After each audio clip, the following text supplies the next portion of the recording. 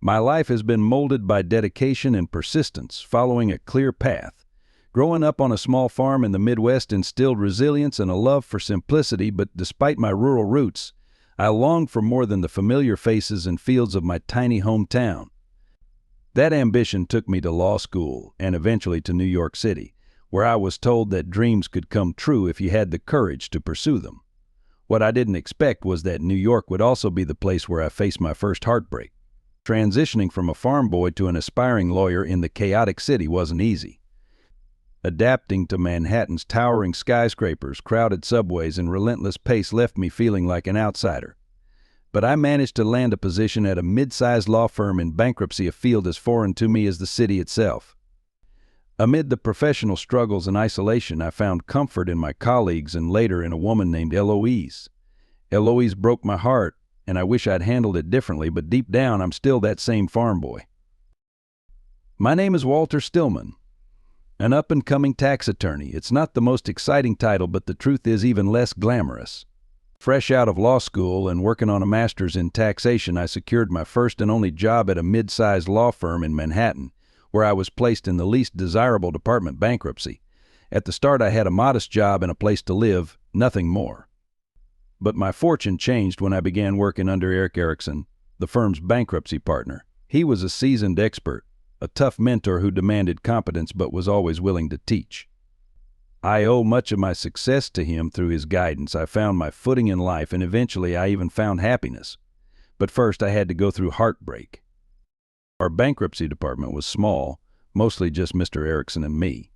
Bankruptcy wasn't popular at the firm, so when extra help was needed, 2 part-time lawyers reluctantly assisted. The work felt surreal, like something from a Carol story where everything seemed upside down. Out of all my law school peers, only Chuck Thompson ended up in New York as well.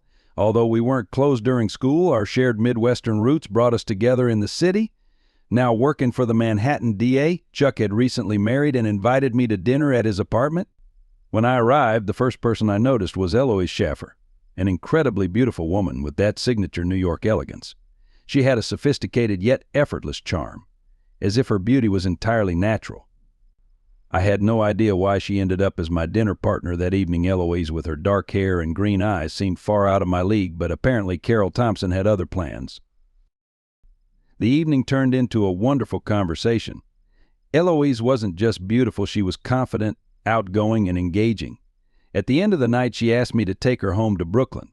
I thought we'd grab a cab, but she insisted on taking the subway. She stayed close, asking me questions and listening intently, making the ride feel thrilling. At her door, she rewarded me with a fiery kiss that left no doubt about her interest. "Can I see you again?" I asked. After some coordination, we found time for our first official date. Afterward, she gave me a second, more reserved kiss and said goodnight. I left feeling stunned by my luck. 5 weeks and 4 days later, I was heartbroken. The night before, Eloise had told me she had plans with someone else, Rodrigo Ruiz, the state labor commissioner. Tall, handsome, and accomplished, he seemed like a perfect match for someone like Eloise. I must have looked miserable because Mr. Erickson called me into his office. "So, Walt, what wiped that Midwestern smile off your face?" he asked. "Sorry, it's personal. I don't want to trouble anyone." But there was no hiding things from Eric for long, and soon he had the full story. He leaned back, folded his hands as if in prayer, and rested his chin on his fingertips. "When I was young, Mr. Erickson began, this city was still dominated by the Irish and Jews. It was fascinating watching them 3rd and 4th generation Americans who still spoke with accents or used Yiddish phrases. These were people who went to Fordham or Columbia but kept their ethnic flair. They're gone now. And I miss the fun they brought to politics," he sighed.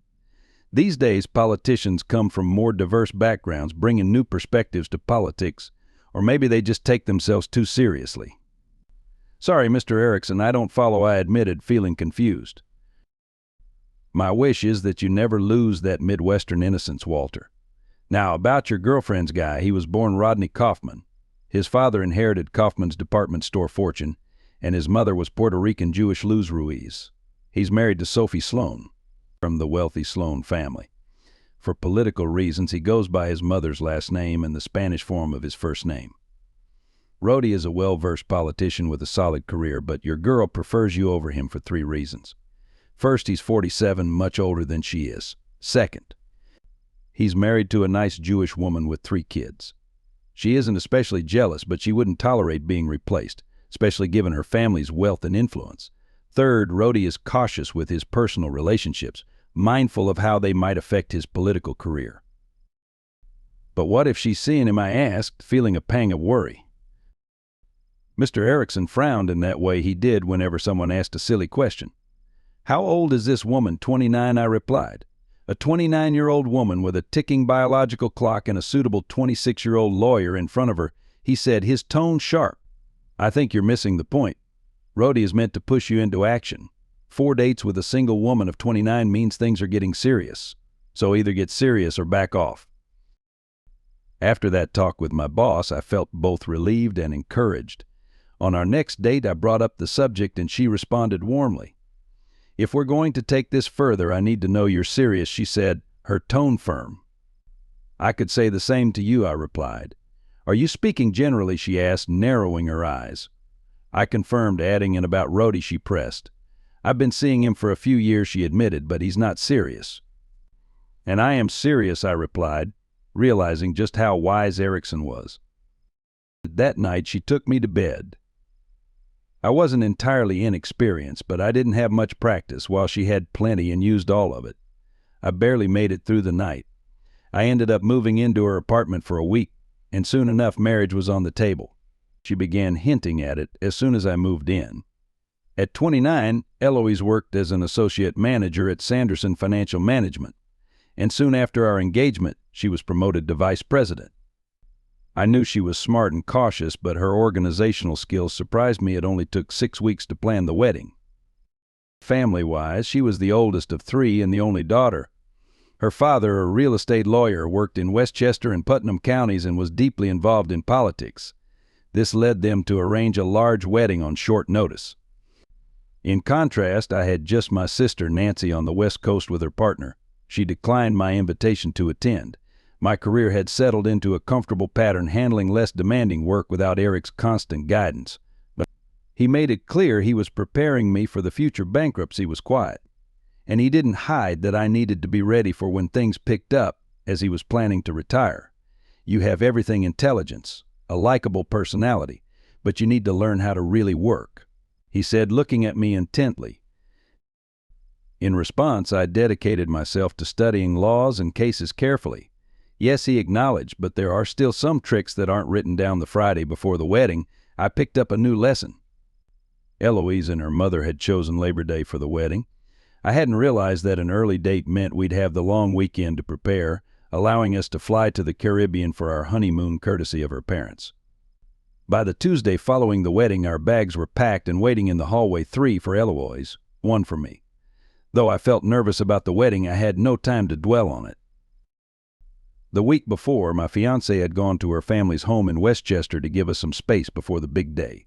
This will make the honeymoon even sweeter and keep my wedding jitters from scaring you off, she joked. At 10 a.m., that Friday, the last business day in August and 3 days before the wedding, I had a bankruptcy court hearing to arrange the first day orders, a critical step in reorganization cases to set up rules for the debtor's protection under court oversight. For a small case like mine, these hearings were usually informal, with just a couple of lawyers and the judge. Typically, it would be the bank's lawyer and the debtor's lawyer and Judge Marks who liked rules. That Friday, I went into my office ready to grab the case file and head to court, but the clerk informed me that the judge's secretary had scheduled a phone hearing instead. Once the call started, I grew nervous as the judge's clerk connected everyone, and Judge Marks asked, "So, Amanda, what's your issue with this ruling?" Amanda, the bank's lawyer, was sharp and well-versed in the law. Her arguments were clear and hit all the weaknesses in my case. Although Amanda was an excellent lawyer, she wasn't particularly attractive, nicknamed Sugar. For reasons I didn't understand, she was under 5 feet tall and heavy set, especially below the waist, though I thought she had a nice face. After Amanda finished, I tried to speak, but the judge cut me off. "The order is issued. My secretary will fax it to all parties," he said. When the call ended, I asked Amanda what had just happened. She laughed and said, "Judge Marks got tickets from my firm for the last days of the Saratoga races. He needs to be north of Albany by 1 p.m. and couldn't waste time talking to us, so for show he ruled against you in a case that doesn't matter. But next time I'll beat you." She laughed again. "It's not how I like to win," I complained. "Take what you can get," she replied, adding, "You know, my aunt says you're a pretty good guy for a expletive." She laughed once more before ending the call. Around this time, Eric came in and told me to take the rest of the day off to relax before the wedding. As I left, I couldn't resist asking, "Who are the Goyim?" He smiled. "That's us non-Jews, and they mean it as a compliment. They think you're a decent young man for a guy like you." I headed back to the apartment, thinking I could leave for Westchester early. Although I wasn't supposed to arrive until the following day with the rehearsal dinner planned for Saturday night, there was no reason to sit around in the city. I had expected to spend the day on the case, drafting and revising the order to satisfy everyone involved, but since that didn't happen, why not head out early? I tried calling Eloise first, but her phone went to voicemail. That's when I made the fateful decision. I called her parents' house in Westchester, hoping to leave a message. It was one of those moments when a random encounter changes everything. None of the Schaffer family was home. Their regular maid, Rosita, was out getting fitted for her dress for the wedding, and her cousin was filling in a woman with limited English whom I'd never met. She didn't recognize my name. "I'd like to leave a message for Miss Eloise. This is Walter," I repeated for the third time. "She's not here. She's in the city," the cousin replied. "I know she lives in the city, but she came home for the wedding. This is Walter. I'll come by later today. She's in the city, staying at a hotel. Come to the wedding tomorrow," said Rosita's cousin. It took me a moment, but my curiosity was piqued. "Which hotel?" I asked. "The Plaza," came the answer. Normally I'm not the suspicious type, but who wouldn't hesitate after a conversation like that? It was nearly noon when I finally called the Plaza Hotel. Our reception was planned for Westchester, not the renowned Plaza in New York City. Clearly something was going on that I hadn't been told about. There had been a bachelorette party the previous week, but maybe the women had decided to throw another celebration before the wedding. I called the hotel and asked for Eloise Schaffer. There was no record of her under that name. Feeling uncertain, I asked, "What about Rodrigo Ruiz?" "No, sorry," the young woman replied. "Try Rodney Kaufman." After a pause, she responded, "Yes, Mr. and Mrs. Rodney Kaufman are staying in the honeymoon suite." "Would you like to be connected?" I tried convincing myself it could still be a coincidence after all. It wasn't an uncommon name. But as the phone rang and a man picked up, I almost ended the call. But I needed to know. "Could I speak with Eloise Schaffer, please?" I heard him say. "El, it's for you, hello," she said. I recognized her voice, but couldn't bring myself to speak. "Hello, is anyone there?" she asked, then said to him, "There's no one on the line." Finally, I found my voice. "It's Walter. Don't come to the wedding." "I won't be there." I hung up, hearing her shout my name as the call disconnected. After that, I don't remember much. I sat in the apartment, paralyzed, as if all my energy had drained away. It felt like everything good in my life was gone. The romance, living together, our stylish apartment, all of it had been a lie. The apartment wasn't even mine. The lease was in her name. My mind went blank. I knew I needed to get up, grab my suitcase and leave, but I couldn't move. Then the apartment door opened and there she was. I vaguely wondered how she'd arrived so fast. I checked my watch, -2 p.m. The judge should have been at the races by then. Funny how that detail stuck with me. "Walter, we need to talk," she said, her voice uneasy. "Have you been with him all week?" I asked directly. She stood in the living room, avoiding my gaze. "We just said goodbye," she replied softly.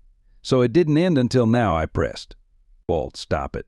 You know I love you," she insisted, frustration creeping into her tone. "How am I supposed to know that?" I challenged. "I'll never see him again. We've ended things," she said firmly. "Why?" I demanded. She hesitated. "I've been with him for 7 years, nearly since I first moved to the city." "No, why end it now?" I repeated, letting the question hang in the air. "Because I'm marrying you on Monday," she said quietly. "No, you're not," I replied, my tone cold. "Walter, be reasonable. Everything's arranged. Over 300 guests are coming," she pleaded. I didn't respond. There was no point. I stood up, walked past her, resolute in my decision. "Where are you going?" "We need to work this out," she cried, her voice breaking. I picked up my suitcase and left. She followed me, shouting for me to stop, but eventually she gave up. I wandered aimlessly for hours, vaguely aware that I was heading toward the bridge. By nightfall, exhausted, I crossed Court Street near City Hall and found a small bar. It was crowded for a Friday night, but I found a dim corner to hide in. "Hey," a voice said. I looked up to see Sugar Moskowitz with a drink in each hand. She set one in front of me. "You look like you need this," she said. "Thanks," I mumbled, taking a sip of the strong drink. "It's called a stinger," she explained, adding, "As you can see, I'm not very religious," I asked, confused. She smiled a lovely smile and clarified that it was a joke about being in a bar on a Friday night with non-Jews. "And what's with the suitcase? What should I tell my mother?" she teased. I looked down, suddenly remembering the suitcase by my side. Well, I had to leave. The apartment is hers. After all, I said, taking another sip that burned on the way down. Sugar, or Amanda, didn't ask too many questions. Instead, she shared funny stories about herself and people we both knew from bankruptcy court, a small legal field where everyone knows each other. She kept my glass full and tried to make me laugh. I think she already knew I was engaged and getting married soon, but she didn't seem surprised to find me sitting in a Brooklyn bar with a suitcase the night before my wedding. Perhaps she'd already had a few drinks and hadn't quite connected the dots about the suitcase or my situation. My only clear memory from that night was Amanda helping me into a car, saying, "It's not far." Later, I dreamed of Eloise. In the dream, she pinned me to the bed, enjoying herself more than usual. I urgently needed to use the bathroom, but when I got out of bed, I realized I had no idea where I was. The apartment seemed different for a moment. I was entirely disoriented. Then it hit me with painful clarity. I'd left Eloise in her apartment. But where was I now? My head throbbed and my mind felt foggy, as if stuffed with cotton. I could hardly recall the night before. I remembered going into the bar on Court Street, a friend joining me briefly, though I couldn't recall who it was at first. Then it came back to me. Amanda, Sugar. What was she doing there, and why was I here, unclothed in an unfamiliar bed? The small room barely had space for a double bed, and there was no other furniture. The bed was up against a window that stretched from midway up the wall to the ceiling. I was alone, but the room showed signs that someone else had slept there too.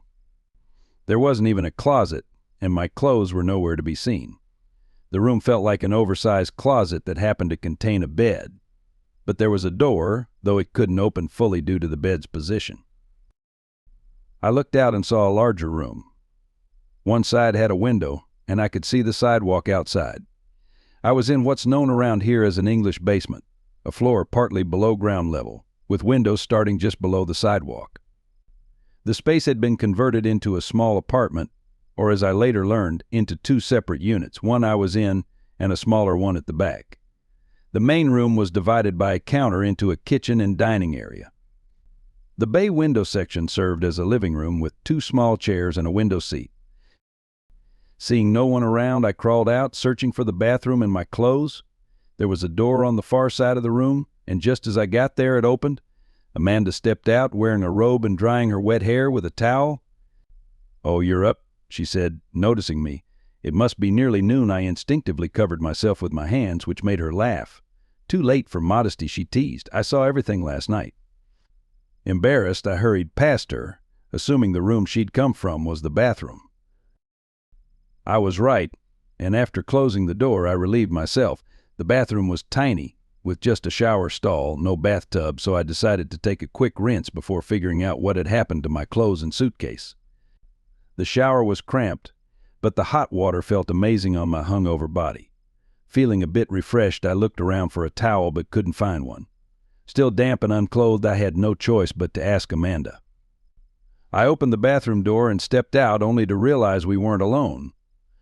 A young, dark-haired woman sat at the table, grinning at me, while Amanda was in the small kitchen area, busy with cups and a coffee pot. "How do you take your coffee?" Amanda asked casually, as if I weren't standing there undressed. I quickly ducked behind the bathroom door and called out, "Could I get some clothes or at least a towel?" Both women burst out laughing. Amanda paused just long enough to say, "Towels are in the closet, along with your suitcase and the clothes you tore off last night." Peeking from behind the door, I asked, "Where's the closet?" Still laughing, Amanda pointed with the coffee pot toward a set of barred doors near the back of the room, behind the desk and near what looked like the main apartment door. "I'd bring them to you, but as you can see, I'm busy," she said, and the other woman stayed put too. I had no choice but to dash to the closet.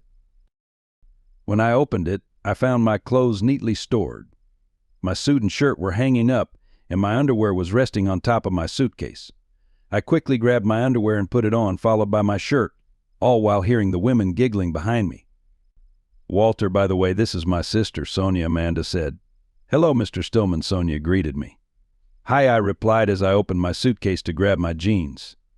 "You don't need to get dressed for me," Sonia said.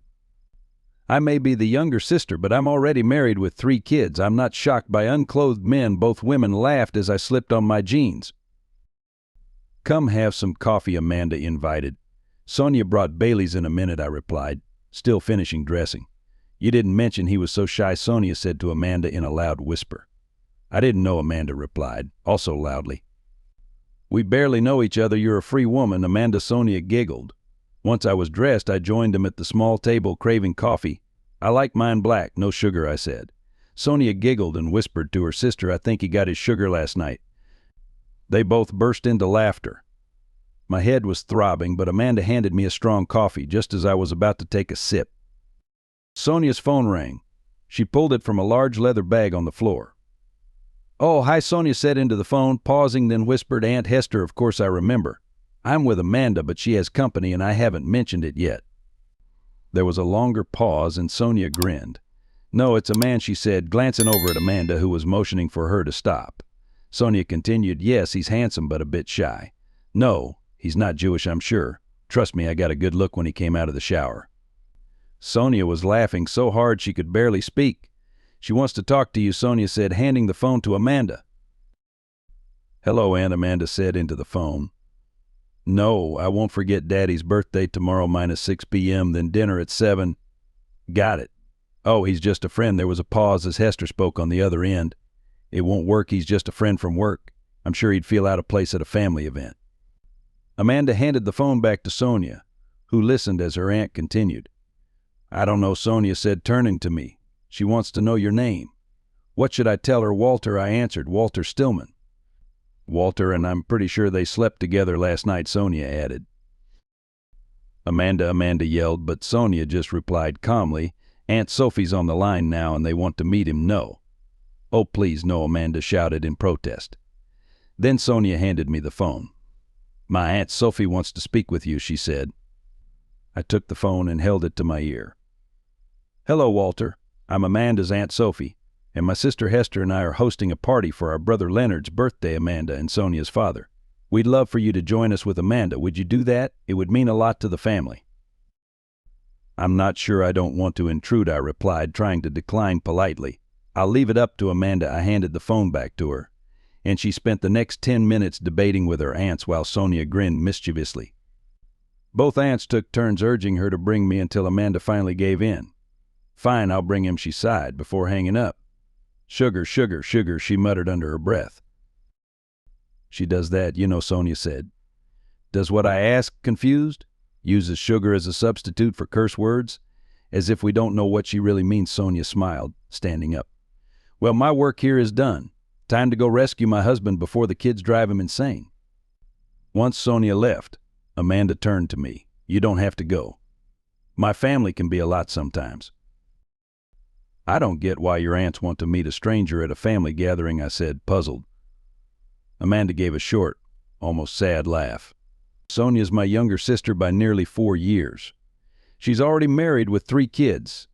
I turned 30 last year, and my whole family thinks I should be married and having kids by now. It's like my biological clock is ticking on their schedule. But they don't really know me, and apparently I'm also the wrong religion." She gave a wry smile, adding, "But at least I'm the right gender." Amanda continued, "I used to have a roommate here to help with the rent, $3,500 a month, you know. Junior bankruptcy lawyers don't make much." I nodded, well aware of the low pay in our field. Then something clicked. "There's only one bet," I said, thinking aloud. "Was your roommate a woman?" "Yes," Amanda replied, catching onto my line of questioning. "But don't jump to conclusions. I'm not strictly straight, but I'd need to be a little drunk to have sex with a woman. Jessie, my former roommate, wanted a relationship I couldn't give her. So here I am, a mostly straight, single Jewish woman." I took in her words while munching on a bialy, a flat roll with a dented center often topped with onion flakes, similar to a bagel but different. Finally, I asked the question that had bothered me since last night. Did we? Amanda burst out laughing. Yes, we slept together. Although I wasn't thrilled when you called me Eloise. Sorry, I muttered, feeling my face heat up. Don't be embarrassed, we were both a little tipsy, she said, grinning. Was I asked, embarrassed. You were very drunk, she confirmed with a smirk. I sat silently, sipping my coffee, trying to process how my life had taken such an odd turn. Just yesterday morning, I'd been working on a case against the woman now sitting across from me, Amanda, affectionately known as Sugar. Yesterday, I'd been looking forward to marrying Eloise. Now, I'd lost Eloise and was talking over last night's events with Amanda. This is too much, I muttered. Everything, all of it. Eloise and the fact that I'm here with you. Amanda didn't laugh, though it looked like she wanted to. You've been through a lot with Eloise, she said. Why don't you stay here and take it easy today? I thought for a moment. I don't think I can handle being by myself right now. If you don't mind, I'll stay, she smiled. Sure, we'll make the most of my hetero company. And we did. We ended up back in bed.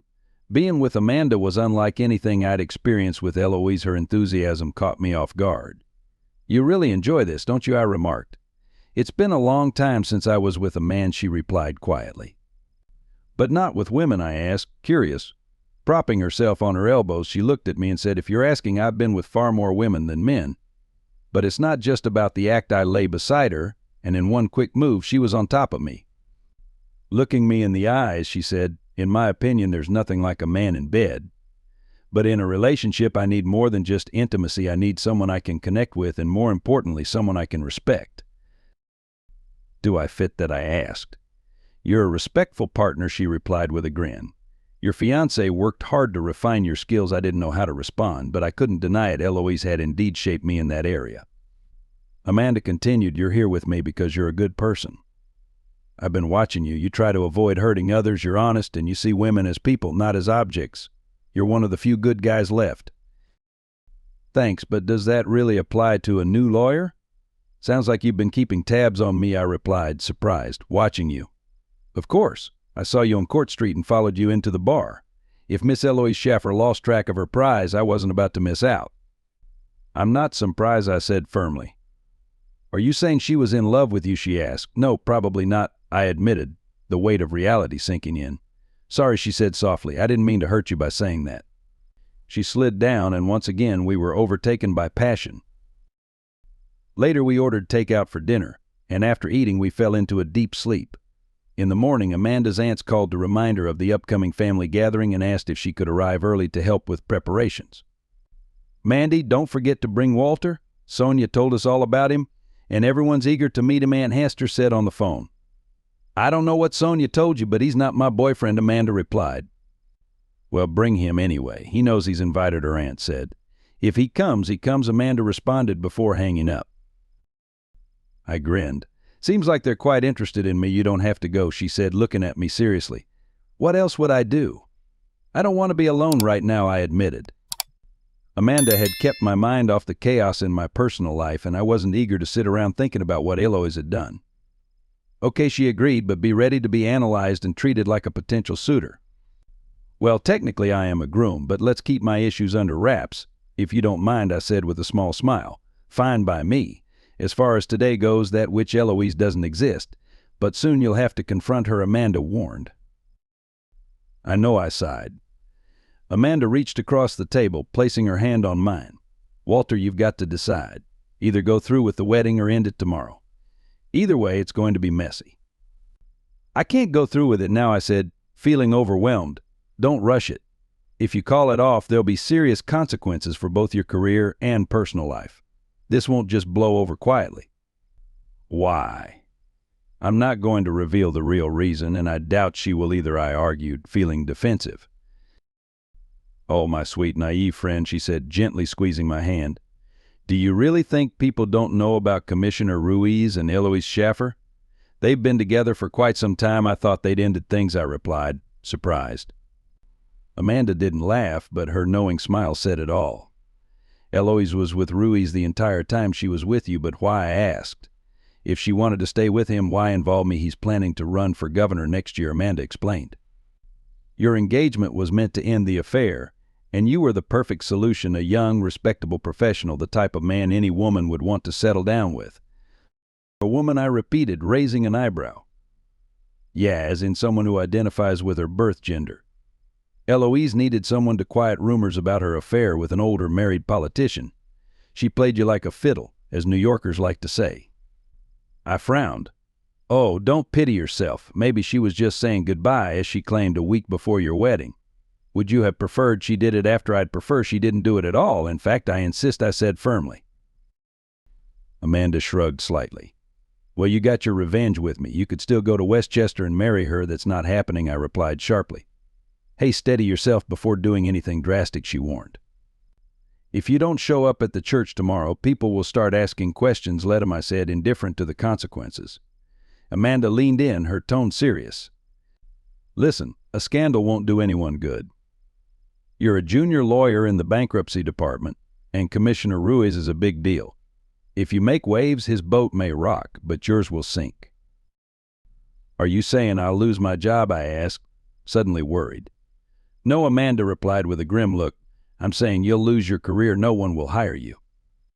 I paused, thinking, then said, Amanda, I may just be a simple guy from Iowa, but when Eloise accepted my proposal, she made a commitment.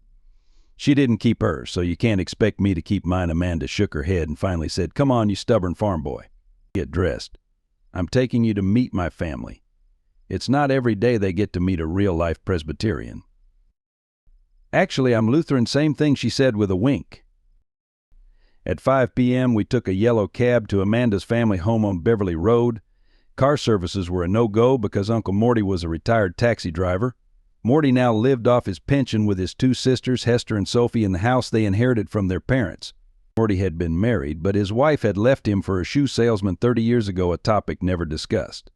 Aunt Sophie's husband had died in Vietnam, and Hester had never married. Amanda's father, Leonard, the youngest of the siblings, was the only one with children. Leonard and his wife, Rebecca, had 2 daughters, Amanda and Sonia, and 3 grandchildren, thanks to Sonia and her husband, Jerry. Their house was in a section of Flatbush, Brooklyn, known to real estate agents as Ditmas or Ditmas Park. When we arrived, we found a large 2-story house on a spacious lot larger than what's typical in the city. I didn't notice anything resembling a park nearby. Unlike Amanda's apartment, which was across from a quiet little park, her aunts and uncle lived on a busy avenue. The house, built in the Queen Anne style, wasn't a mansion but was larger than the typical New York City home. We were greeted at the door by Aunt Hester, a short, sturdy woman with steely gray hair. She hugged Amanda first, calling her Mandy, then turned to me, inspecting me for what felt like a long time before finally saying, Not bad at all, quite a handsome young man. Oh, I think he's very handsome, added Aunt Sophie, emerging from further inside the house. Tall and dark-haired, Sophie was a striking contrast to her sister. After hugging Amanda, the aunts led us to the kitchen, where dinner preparations were underway. A large cake sat on the table, and the kitchen was filled with the rich aroma of roasting meat and a hint of vanilla. Will you peel the potatoes? Mandy Sophie asked, handing Amanda a peeler and a colander full of freshly washed potatoes.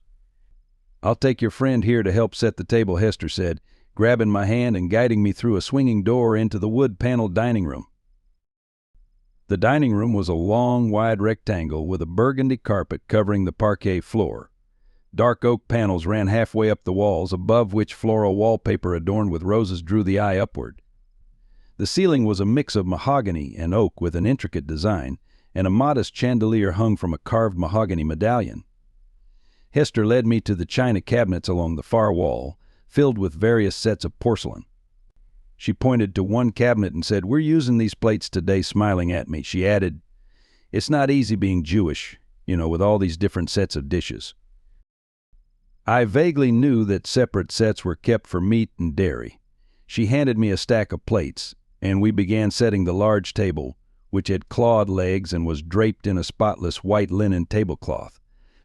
As we worked, I couldn't help but examine the bottoms of the plates and the tags on the linens. The porcelain was from England, and the linens were from Ireland. The real deal, I thought, just like the people who lived here. While Hester set the table, she engaged me in casual conversation, asking questions that seemed light-hearted but were likely aimed at getting to know me better. Before long, she knew almost everything about me except, of course, the details of my broken engagement. When we placed the last fork on the table, she remarked casually, "It doesn't hurt much, just a tiny piece. Most kids don't even cry." I didn't understand what she meant, but before I could ask, we heard noise in the hallway. A strong female voice called out, "I'm here," and I brought the birthday boy. It was Rebecca, also known as Judge Levin of the U.S. District Court, Amanda's mother. Her father, Leonard, was a professor of economics at NYU. I was here to celebrate Leonard's birthday. Hester nudged me toward the kitchen while she went to greet her brother and sister-in-law. Inside, Amanda was peeling potatoes and placing them into a pot on the stove. She glanced over at me. "We'll wait here while my aunts break the news that you're here as their guest." "Am I going to cause you any trouble?" I asked, suddenly feeling protective. "No, but it might be a bit of a shock. I've never brought a man home before. Mom can be a little critical, so be ready." The situation felt awkward and only grew more uncomfortable when we were called into the living room to meet them. The living room was spacious and cozy, decorated in an early 20th century style. It had the potential to feel peaceful. But I sensed tension building as we entered. Amanda pulled a small box from the light jacket she had hung in the hallway earlier. It was clearly wrapped as a birthday gift. There was an uncomfortable silence as we walked in. Amanda's father, Leonard, broke the tension with a smile and a joke. "Is this young man my birthday present, Mandy?" he asked. "No, Dad," Amanda replied softly. "I brought you this," she said, handing him the gift while still gripping my hand tightly, something I now realized she'd been doing for some time. "Well, her father said I was hoping for a son-in-law, but I'm sure I'll like this too." He smiled at his daughter as he unwrapped the gift, revealing a well-worn baseball. His smile widened, though the others looked puzzled. Leonard explained, "This is a game ball, signed by the Mets." He stood up to hug Amanda, whispering in her ear, "Still, I'd prefer a son-in-law." Amanda whispered something back, but I couldn't hear. Her father chuckled, but when I glanced at her mother, she was glaring at me. Just then, Sonia arrived with her husband and 3 children, who quickly took the spotlight as they rushed into the living room. "Oh, good, you made it," Sonia said, giving me a quick hug before introducing her husband, Jerry, a tall, thin man who looked as though a strong breeze could topple him. "This is Amanda's new love," Sonia added with a grin. "At least she got the gender right this time," Jerry said, shaking my hand. "Don't mind Sonia, she just loves teasing her older sister." Soon the conversation shifted to the kids' latest antics and the presents they had brought for their grandfather. I was relieved to be out of the spotlight, though I could still feel Amanda's mother watching me closely. Dinner was simple yet delicious, with conversations flowing gently around the table in that familiar way family gatherings often have. Occasionally someone asked me a question, but Amanda answered for me whenever she could. For more personal questions, I kept my answers brief or deflected. Yes, my parents were deceased. Yes, the farm was in Iowa. Yes, I only had one sister, though I avoided discussing her since I wasn't sure how to explain that part of my life. However, during coffee and birthday cake, things took a turn. Judge Levin, Amanda's mother, had been observing me carefully, and as the children became occupied with their cake, she seized the moment. "Walter, are you related to the Stillman who's supposed to marry Eloise Schaffer tomorrow?" I hesitated but spoke before Amanda could cut in with the sharp response I expected. "Yes and no," I said. "I was supposed to marry Eloise, but it's over. And before you ask, your daughter had nothing to do with it. Is that true?" Amanda's mother asked, turning to her daughter. "Yes," Amanda confirmed. Really, her mother pressed.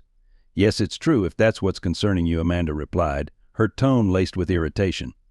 "Honestly, I hadn't intended to bring Walter here, but he was invited, and he was considerate enough to come." I sensed her mother wanted to say more, but Leonard cut her off, effectively silencing her. "Rebecca, enough," he said. "It's clear the young man learned about Mr. Kaufman. I've watched Walter all evening, and he doesn't seem like someone who would put up with that." His words seemed to have a chilling effect, leaving the judge momentarily speechless. As he looked around the table, it was evident that while Amanda's parents understood the situation, the rest of the family remained in the dark. Amanda stepped in, explaining, "I've admired Walter from afar for a while. When I found him alone and hurting that night, I took the opportunity to get to know him better. He was mistreated by a terrible woman, and yes, Mom, I do love him. He's too good not to love." With that, Amanda walked around the table and embraced me from behind. "Well done," niece Uncle Morty chimed in, effectively closing the topic of conversation around Amanda and me. The rest of the evening passed in a blur, with a contented atmosphere around the table. As we left in the yellow taxi, I turned to Amanda. "Were you serious?" I asked. What she replied, seeming to avoid the question. "When you said you loved me, were you serious?" The cab grew silent as Amanda slowly raised her head and responded, "Yes, I love you. When I first saw you months ago, I wanted you, but now it's deeper than that. I love you, Walter Stillman." 30 minutes later, I was arrested. Eloise had apparently spent all of Friday night in our apartment, waiting for me to return. Where did she think I'd gone? But as morning came and I still hadn't returned, she panicked, fearing I wouldn't show up for the wedding scheduled for Monday. Desperate, she called the one person she thought had as much at stake as she did Rodrigo Ruiz, or as I now knew him, Rodney Kaufman. He immediately set a police search in motion. It took them a day to question all the bartenders on Court Street, eventually learning that I'd left Shadow Lady Bar with a petite brunette. Since Amanda and I had taken a taxi 12 blocks to her Cobble Hill apartment, the police began questioning cab drivers in the area that night. By late Sunday, they had tracked down the driver who had dropped us off at the corner of Clinton and Congress. From there, they identified Amanda Moskowitz as the tenant of the basement apartment and matched her description as my companion. When officers visited Amanda's apartment that Friday night, it was dark and vacant. Undeterred, they stationed 2 patrol cars outside to await our return. This group of officers was still there when Amanda and I finally arrived. Despite Amanda's protests, they quickly detained me.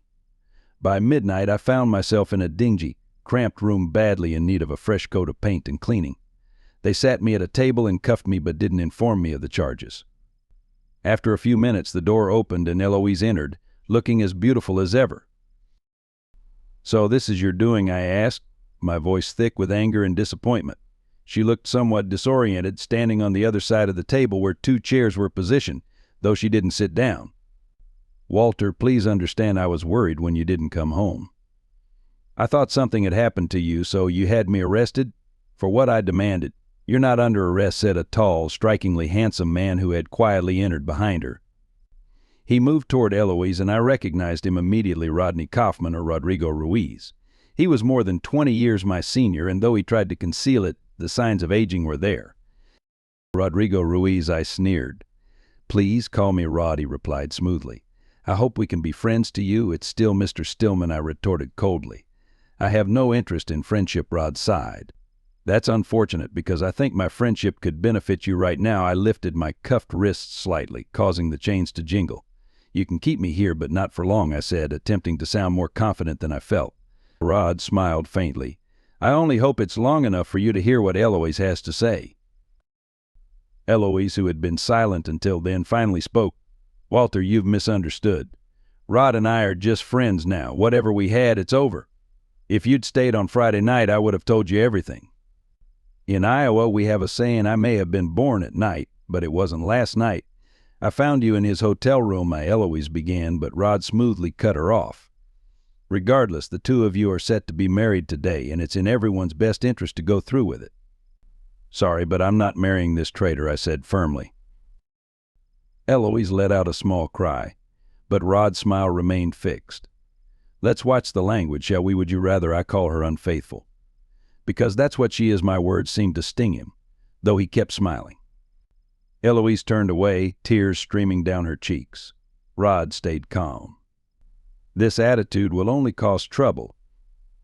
Eloise is a wonderful woman who would make a great wife. If you refuse to go through with the wedding, it will create a huge scandal. Reporters are expecting a high-profile event today, and Eloise's reputation would be ruined, as would mine when the truth emerges. People love gossip, and this story would be irresistible. You have a promising career at a reputable firm, but if you don't marry Eloise, that career will be over. No one will hire you." I smiled. I wouldn't marry her even if it made me a senior partner, let alone stay on as a junior lawyer in bankruptcy. Rod sighed again. "I told you he wouldn't listen," Eloise muttered through her tears. Rod continued, his tone steady and controlled. "All right, Mr. Stillman, name your price to make Eloise Mrs. Stillman." "You don't have enough," I replied coldly.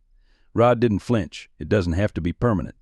A year or 2, then a quiet divorce." "And what will people say when we divorce?" I asked. He stayed composed, clearly a practiced negotiator. "When the time comes, the situation will be my concern."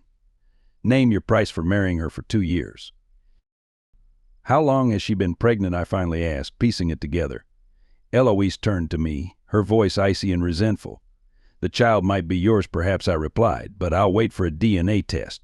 Rod remained unfazed. "How much nothing you could offer?" I spat at him.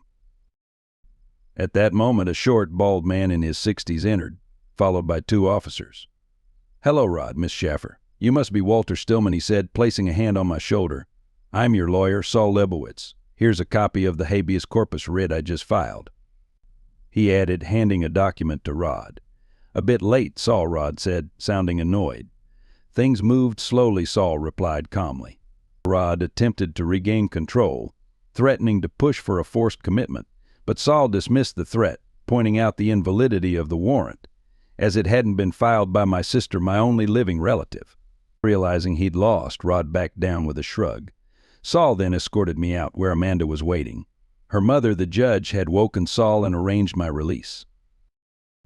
That was the last time I saw Eloise.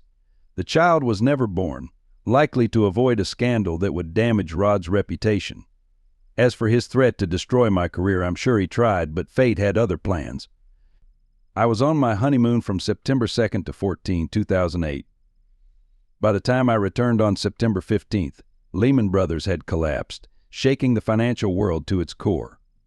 Eric Erickson became the most critical partner at the firm, and I became the go-to lawyer. Amanda and I worked 90-hour weeks for 6 months before marrying just in time, as her pregnancy was beginning to show. Our first child was a girl, followed by 3 more. 4 daughters were enough for us. Amanda eventually became a judge like her mother while I opened my own firm. When people ask the secret to my successful career and marriage, I tell them it all started with a day at the racetrack, a broken heart, and a woman named Sugar.